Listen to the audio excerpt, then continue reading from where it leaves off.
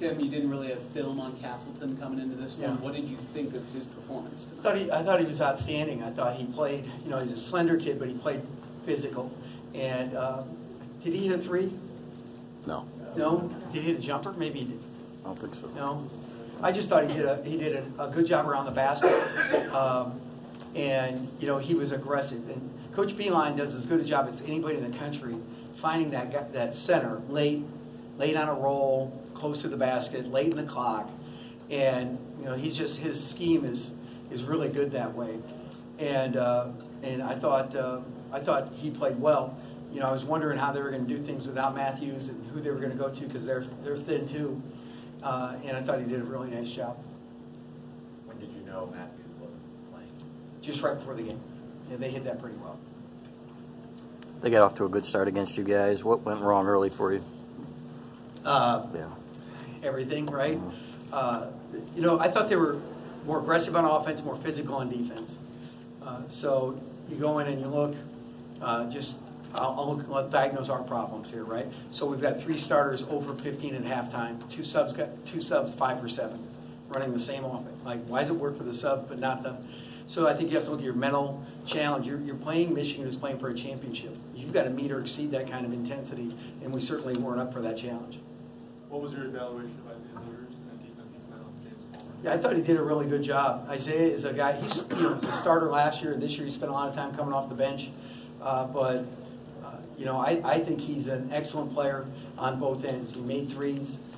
He's a strong rebounder. Gets to the rim on his drives, and then his physicality defensively, he can move and stay with a guy like Palmer, who's a driver, and yet can test well.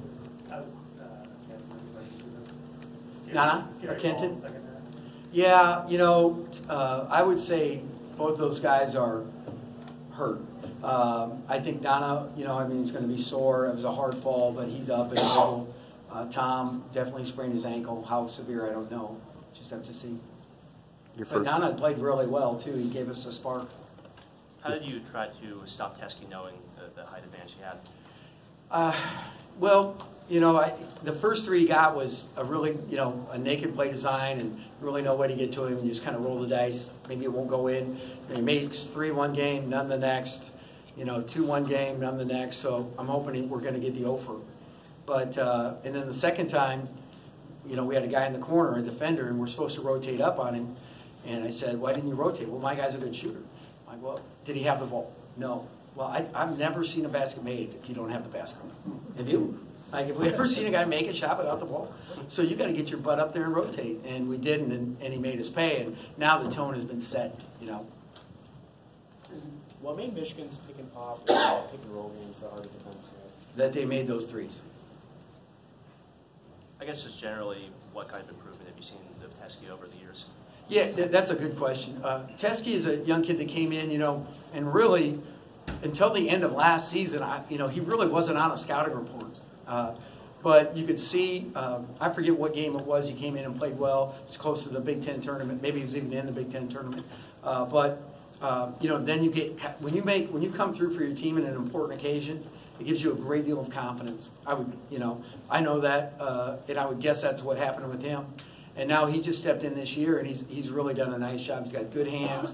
He's large, a big human being, and yet he's got that skill set where he can go out and make shots, especially threes. And that's a tough matchup, especially when you just got rid of Wagner, and you're thinking, okay, good. And then John's really stepped up this year and played well.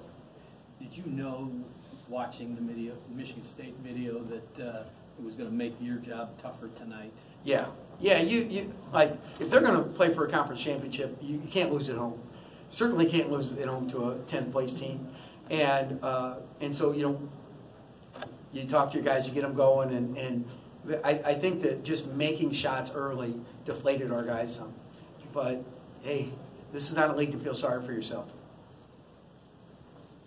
Anything else for Coach? Thanks, everybody. Yes.